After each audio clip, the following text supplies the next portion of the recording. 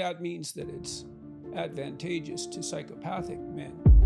Because, the hallmark of psychopathy is short-term advantage taken by a given individual without care for anyone else. And it certainly seems to me like dating apps like Tinder. Now, I don't want to call every male who's successful on Tinder a psychopath. I'm not saying that. But I would say that it isn't obvious to me at all that if you're a successful polyamorous male on Tinder, and so that's going to be a very tiny subset of men that are hyper-selected by women, a tiny subset of men receive almost no rejection. They're set up to learn to be psychopathic because all their interactions with other people can be devoted to short-term sexual gratification with no emotional intimacy or long-term commitment. And that's a hell of a training ground as far as I'm concerned. It depends on what you want for a society, but as you said, even the affluent women who profess a desire for polyamory, which is complete bloody rubbish in my estimation and completely underestimates the economic consequences of sex, they still dream of the fairy tale princess who meets the prince who, wakes her up with a kiss and are married happily ever after. So it's such bloody nonsense. We allow our culture to be run by the pathetic fantasies of immature adolescent delusion, fundamentally, as far as I can tell. There was a study I saw on this very question of who uses dating apps and sort of their personality traits and so on. And these were just university students, people who were using the dating apps, which is about 1/3 of the students in the sample pool. They were sort of more likely to be interested in short-term sexual conquest, not really surprised, or more interested and more likely to use drugs and alcohol. Basically, they were more likely to agree with statements like sex is like a game where one person wins and the other person loses. So if you're using a dating app, you're more likely to say yes to that kind of question.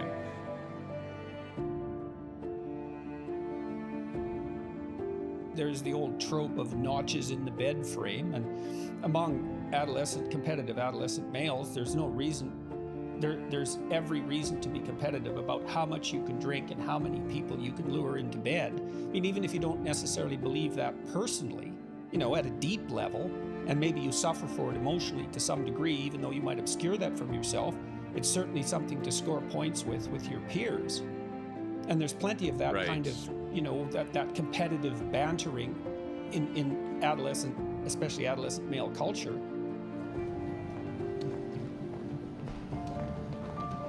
Hey, Lisa. Her name's not Lisa. I know. And it's not surprising to some degree because adolescent males have to figure out how to navigate the sexual landscape, and they're going to do that in all sorts of awkward and finally unproductive ways. It's not an easy thing to bind or to regulate properly, but these technologies like Tinder is a transformative technology. And it's radically underestimated in terms of its potency because it produces hyper-successful predatory males and reduces rejection. It eliminates rejection because, you can be totally rejected, in which case you're a failure on Tinder. But in normal pre-mating interaction, let's say, there's a high probability of rejection, especially on the part of males. On Tinder, women, they swipe right. They like the profiles of only 4% of the men that they see on the app. Whereas for men, when they see female profiles, they swipe right or like more than 60%.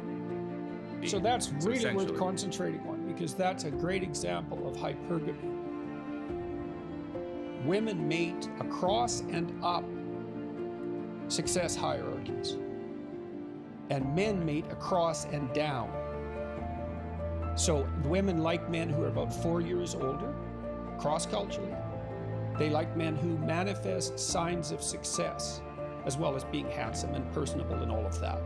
And the reason for that, as far as I can tell, is that they're looking to equalize the economic disparity that exists because women take a harder hit from sex and pregnancy than men. So they're looking to equalize that, and no wonder they're looking for someone who's competent and generous. right? You want both of those. So competence would be intelligence, general cognitive ability, and the markers that go along with that. They want conscientiousness or openness, as well as other desirable personality traits. And they want generosity, honesty, all of those. But so they're looking for someone who could provide. Well, it's not because they're greedy precisely. It's because, well, they're going to put themselves in a more vulnerable position if they have a child. And we know this because even affluent women who have a child by themselves or who get divorced tend to drop down the socioeconomic hierarchy a fair bit, which is, of course, why alimony payments and all of that are necessary. So this hypergamy means women are much more selective in their mating than men are, and that's true cross-culturally, and it's not surprising because they pay a bigger price for sex. It's more dangerous for women because they can get pregnant, and it might be more dangerous emotionally as well. And I believe that would be a reflection of their higher levels of agreeableness and higher levels of negative emotionality. So women do put themselves at risk more, and that might be why there's such a intense debate about what constitutes consent on campuses, despite these beliefs in polyamory and all of these things. But so anyways, on Tinder, as you said, women select 4% of the men. I have a friend, a good-looking guy.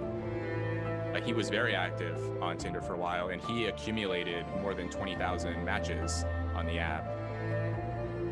And he was so successful that Tinder pinpointed him early on and gave him all kinds of free perks, bonuses, and lifted his radius restrictions, gave him the Tinder Gold app or whatever version of it. They wanted to entice him. This is so amazing. They never want you to leave. These are unbelievably pernicious and vicious broad-scale social experiments that are far more potent than anything like government policy. Oh. He's in Genghis Khan territory with 20,000. Yeah, well, Maybe my 10,000. suspicions are he tried.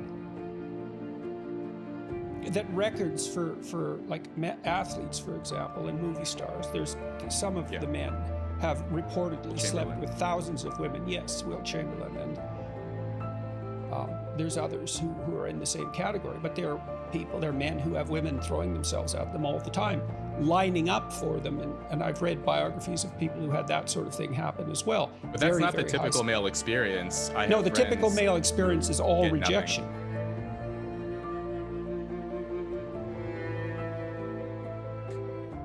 Right. So you see what's happening is that Tinder is one of the forces that's transforming monogamy into polygamy.